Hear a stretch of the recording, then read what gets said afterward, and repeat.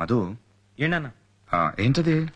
ఇది అంజలి అపారల్స్ గురించి బ్రోషర్స్ చూస్తున్నాను. ఓ, నీతో మాట్లాడాలరా. చెప్పండి అన్న. నా కోసం శారదను ఒక విషయం అడగలరా? సారదినా? నేనెందుకు నాన్న?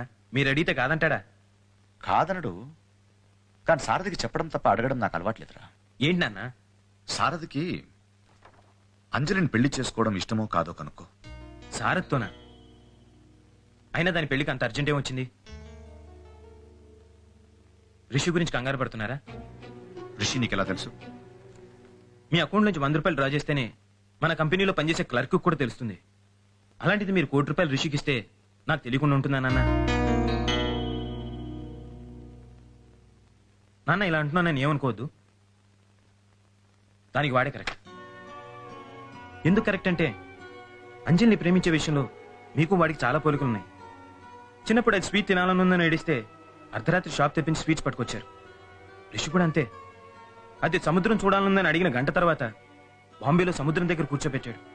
దానికోసం వాడు గొలుసు తాకట్టు పెట్టాడు. నా భయం కూడా అదేరా. రేపు పెళ్ళాక అది మద్రాసు చూడాలందంటే దీని మెళ్ళలో ఉన్న మంగళసూత్రం అమ్మి తీసుకెళ్లిపోతాడు. వాడికి ప్రేమించడం ఒక్కటే తెలుసు, బాధ్యత తెలియదు. అందుకే అంజలి నాకు తెలిసిన సాధకి ఇచ్చేద్దామనుకుంటున్నాను. అంజలి వచ్చే పుట్టినరోజుకి ఏ గిఫ్ట్ ఇవ్వాలా అని ఈ పుట్టినరోజు నుంచి ఆలోచిస్తారు మీరు. కూతుర్ని ఇంత ప్రేమించి అయినా ఎలాంటి వాడికి ఇచ్చి పెళ్లి చేస్తారా అని తెగ ఆలోచించేవాడిని. బట్ మీకు ఎలాంటి అల్లుడు కావాలో ఇప్పుడు అర్థమైంది. అత్తారి ఇల్లుంటే అంజలి ఇంట్లో ఉండదు.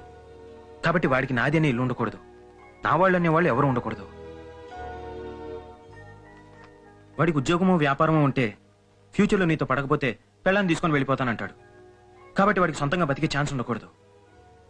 సింపుల్గా చెప్పాలంటే వాడు మీలా ఉండకూడదు.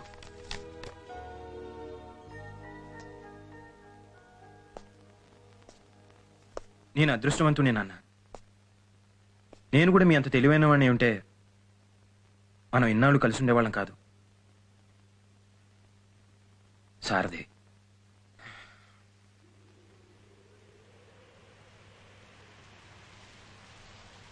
సోమవారం ఉదయం 10:42 నీకు నాకు పెళ్లి. ఈ పెళ్లి నీకు ఇష్టం లేదని నాకు తెలుసు. నాకు ఇష్టం లేదు. ఎందుకంటే ఇప్పటిదాకా మీ నాన్నను పొద్దున్న 9 నుంచి సాయంత్రం 5 దాకానే సార్ అని పిలుస్తున్నాను. నేను పెళ్లి చేసుకుంటే 24 గంటలు సార్ అనే పిలవాల్సి వస్తుంది. వీటన్నిటికంటే ఇంపార్టెంట్ విషయం ఏంటంటే నువ్వు రిషిని ప్రేమిస్తున్నావు. నాకు నా జీవితం ముఖ్యం. అయినా ఎవరినో ప్రేమించిన అమ్మాయిని పెళ్లి చేసుకోవాల్సిన కర్మ నాకేంటి? సారీ, నా ఫీలింగ్ చెప్పాను. ఇదే విషయం మా డాడీతో చెప్పొచ్చుగా. మీ ఫాదర్ ఫుట్పాత్ మీద ఉన్న నన్ను ఈ రేంజ్కి తీసుకొచ్చారు. ఇప్పుడు ఈ పెళ్లి ఇష్టం లేదని చెప్తే 5 నిమిషాల్లో మళ్ళీ నన్ను అక్కడికి పంపించేయగలరు. ఏంటి, నమ్మట్లేదా? మీ నాన్న నీ కోసం ఏవైనా చేస్తాడు. జస్ట్ నేను వదిలేయమని చెప్పడానికి రిషి 1 కోటి రూపాయలు ఇచ్చాడు తెలుసా? అఫ్ కోర్స్ వాడే తిరిగి ఇచ్చేశాడు. ఇన్ని కోట్లున్న మీ నాన్న డబ్బులు ఇవ్వడం గొప్ప కాదు, రిషి వెనక్కి ఇవ్వడం గొప్ప. అంత మంచివాడిని వదిలేసి మీ నాన్న నాకిచ్చి ఎందుకు చేద్దాం అనుకుంటున్నాడో నాకైతే అర్థం కావట్లేదు. అర్థం చేసుకోవాల్సిన అవసరం కూడా నాకు లేదు. అందుకే మీ నాన్నకి నేను చెప్పను. కానీ ఒక విషయం, ఈ పెళ్లి జరగకూడదు. నువ్వు రిషితో కలిసి వెళ్ళిపోతావో డైరెక్ట్గా మీ నాన్నతో మాట్లాడతావో నీ ఇష్టం. నేనొచ్చి మండపంలో కూర్చుంటాను. బట్ ఈ పెళ్లి మాత్రం జరగకూడదు. ప్రేమ నీది, ప్రాబ్లం నీది. సో ఈ పెళ్లి ఆపాల్సిన బాధ్యత కూడా నీదే.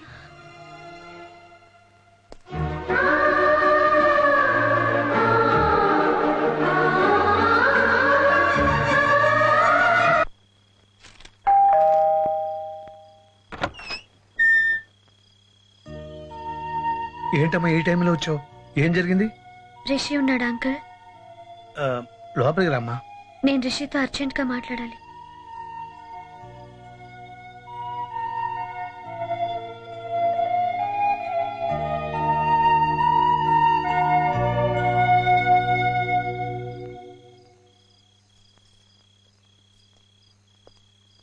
ఏంటి అంజలి? ఎందుకు చెప్పలేదు రిషి? మా డాడీ నీకు డబ్బులు ఇచ్చాడని ఎందుకు చెప్పలేదు?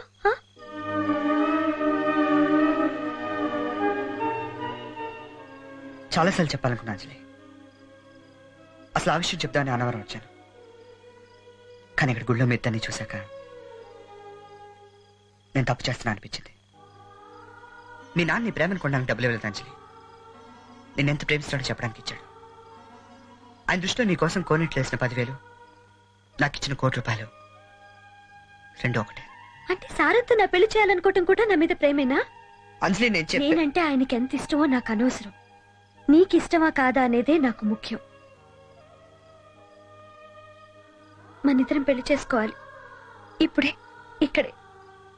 అందుకే నేను ఇంట్లోంచి వచ్చేసాను. మీ నాన్న ఏడిస్తే నన్ను మర్చిపోతావు. అదే ఆయన తప్పు చేశాడని తెలిస్తే నా దగ్గరికి వచ్చేస్తావు. కరెక్ట్ కాదు అంజలి. ఒక మనిషిని మనం ప్రేమిస్తే వాళ్ళు చేసే తప్పును కూడా మనకు క్షమించగలగాలి, లేదా వాళ్ళని ప్రేమించలేదని ఒప్పుకోవాలి.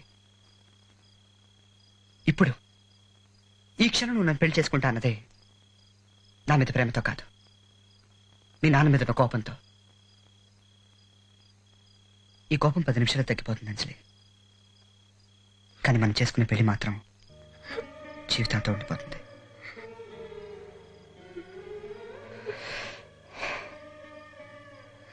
ఒక్క మాట చెప్తా, గుర్తుపెట్టుకో అంజలి. మన ప్రేమించే వాళ్ళ వల్ల మనకి ఎప్పుడు చెడు జరగదు. నీ నాన్న నిన్ను ఎంతో ప్రేమిస్తున్నాడు. ఆయన వల్ల నీకు చెడు జరగదు. నన్ను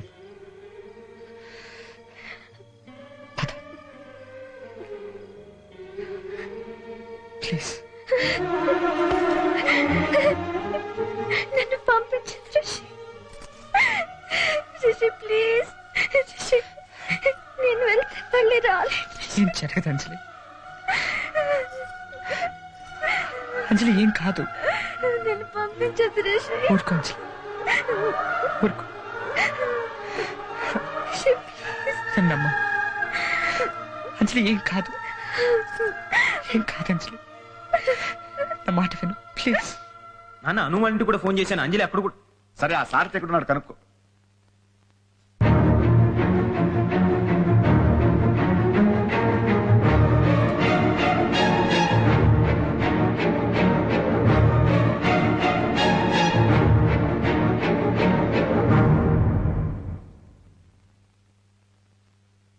లోపలికి వెళ్ళి అంజలి.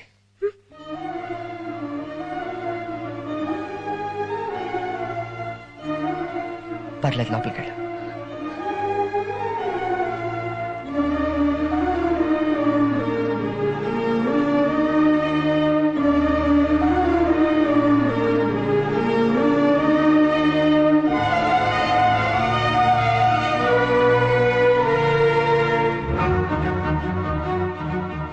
నేను మీకు భయపడి మీ అమ్మాయిని ఇక్కడికి తీసుకురాలేదు. అర్ధరాత్రి నా ఇంటికి వచ్చిన ఆడపిల్ల ప్రేమను అవకాశంగా తీసుకుని పెళ్లి చేసుకోవడానికి సిగ్గుపడి తీసుకొచ్చాను. నిజం, అది ప్రేమ కంటే కూడా గొప్పది. దాన్ని నమ్మి అంజలిని ఇక్కడ వదిలేళ్తాను. మీరు అంజలి పెళ్లి సారథితో చేయడమే కరెక్ట్ అయితే నేను ఆపాలనుకున్న పెళ్లి ఆగదు. అదే తప్పు అయితే ఎవ్వరు ఏం చేసినా పెళ్లి జరగదు.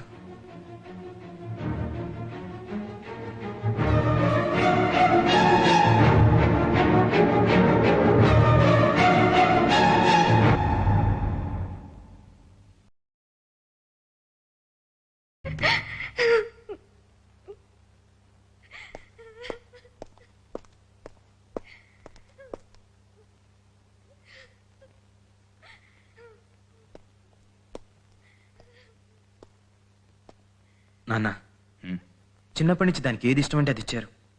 మరి ఇప్పుడు రిషి ఇష్టం అంటే మాత్రం ఎందుకు నాన్న వీడికి ఇచ్చేస్తున్నారు? అది అలా ఏడుస్తుంటే జాలనిపించట్లేదు మీకు? చిన్నప్పుడు స్కూల్కి వెళ్తూ పిల్లలు ఏడుస్తారు. అలా అని జాలిపడి చదువు అనిపించేస్తామా?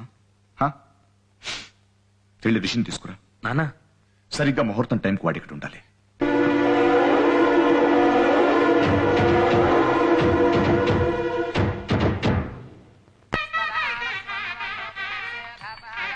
Sharma. Hello sir. Hello. Hello sir. Hello sir. రండి. బాగున్నారా? బాగున్నాం సార్. అమ్మా, ముహూర్తం సమీపిస్తోంది. పెళ్లి కుమార్తెను తీసుకురండి. చంద్రాం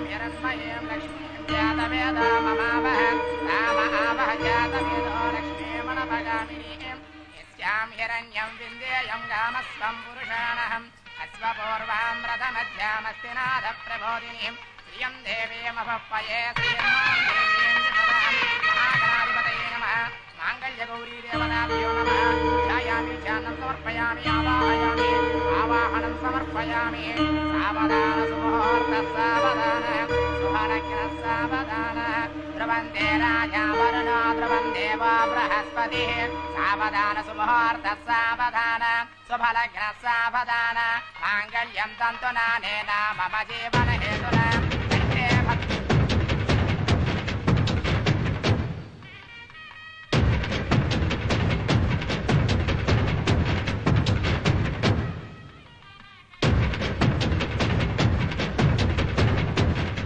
బాబు తాళి కట్టండి. కంఠే బధ్నామి సుభగే సారథి ఒక్క నిమిషం.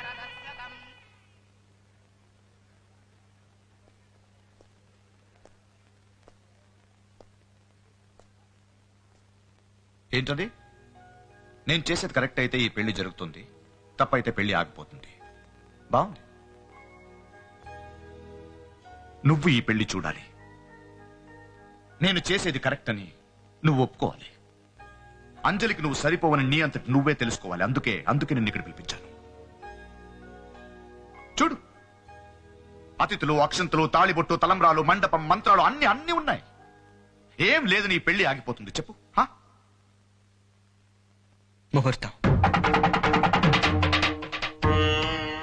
అతిథులు, అక్షంతులు, తాళిబొట్టు, తలంబ్రాలు అన్నిటికంటే అవసరమైంది ముహూర్తం. ఎవరికైనా శుభలేఖలు ఇవ్వగానే ఎంత కట్నం ఇస్తున్నారు, ఎంత ఖర్చు పెడుతున్నారని అడగరు. ముహూర్తం ఎన్నింటికని అడుగుతారు. ఈ పెళ్లికి అదే లేదు. మీ కూతురు ప్రతి పుట్టినరోజుకి రాత్రి 12ంటికి ఒక్క నిమిషం కూడా అటు ఇటు అవ్వకుండా సరిగ్గా 12ంటికి ఫోన్ చేసి విష్ చేసే మీరు ఈ పెళ్లికి మాత్రం ముహూర్తానికి ఆశీర్వదించలేకపోతున్నారు. పుట్టినరోజు ప్రతి సంవత్సరం వస్తుంది సార్, కానీ ఇది మాత్రం లైఫ్లో ఒకసారి వస్తుంది. పంతులు గారు, ముహూర్తం ఎన్నింటికి? 10:42 ముహూర్తం. ఇప్పుడు టైం ఎంత అయింది? పర్లేదు చెప్పండి. 10:45. అంకుల్, మీరు అనుకున్న ముహూర్తానికి పెళ్లి జరగలేదు. 3 నిమిషాలు ఆగింది. నేను ఆపలేదు, మీరే ఆపారు. అంటే మీరు చేస్తున్న తప్పు అని మీరే ఒప్పుకున్నారు. మీరు ఇప్పుడు కూడా తాళి కట్టించి పెళ్లి చేసి అనిపించుకోవచ్చు, కానీ లైఫ్ లాంగ్ మీ కూతురు మెళ్ళ మంగళసూత్రం చూసినప్పుడల్లా మీ తప్పు మీకు గుర్తొస్తూనే ఉంటుంది. ఒకసారి మీరే చెప్పారు, పెళ్లి చేసుకోవాలంటే చాలా మందికి వెడ్డింగ్ కార్డ్స్ ఇవ్వాలి, నీకు అంత స్తోమత లేదు అని. కానీ పెళ్లి చేసుకోవడానికి శుభలేఖలు కొట్టించడానికి డబ్బులు అక్కర్లేదు సార్. పేట్ల మీద మన పక్కన కూర్చున్న అమ్మాయి మనసులో చోటు ఉంటే చాలు. ఈ రేంజ్ లో పెళ్లి చేసుకునే డబ్బులు నా దగ్గర లేవు, ఇప్పట్లో సంపాదించలేను కూడా. నేనే కాదు, నాలాంటి చాలా మంది కుర్రాల పరిస్థితి కూడా అయితే ఏం చేస్తాం? ప్రేమించే వయసులో పోషించే శక్తి ఉండదు, పోషించే శక్తి వచ్చేసరికి ప్రేమించే టైం ఉండదు. నేను ఇదంతా మాటలతో మిమ్మల్ని ఒప్పించడానికి మాట్లాడలేదు. మాటలతో అవతల వాళ్ళని ఒప్పించడానికి నేను నమ్మను. బట్ ఒక్క విషయం సార్, మనం తప్పు చేస్తాం, రైట్ చేస్తాం మనకు తెలుస్తుంది. మన ఒక్కరికి తెలుస్తుంది. మీకు తెలుసు, మీకు తెలుసు.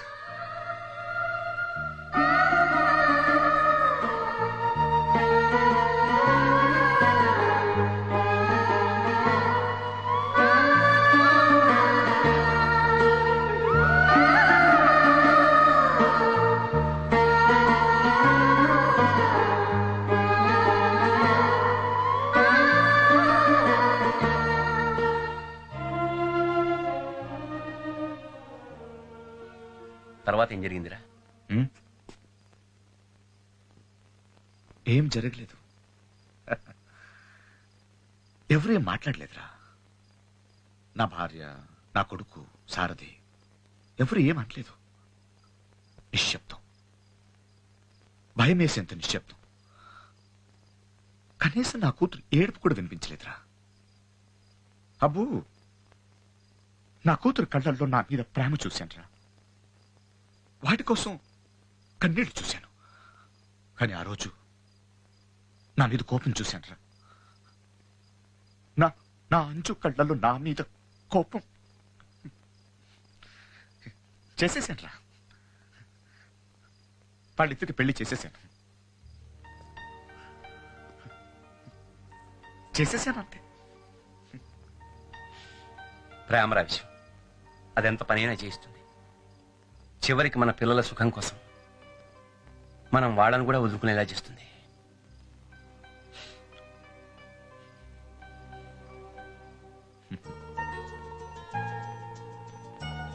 రిషి, మన మొదటి రాత్రి ఎక్కడ జరగాలనుకున్నానో తెలుసా? తెలీదు. చలికాలం. చంద్రుడు కూడా మబ్బుల చాటు నుంచి బయటికి రావడానికి భయపడేంత చలికాలం.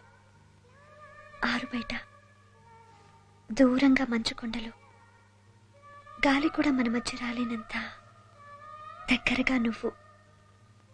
అలాంటి చోటైతే.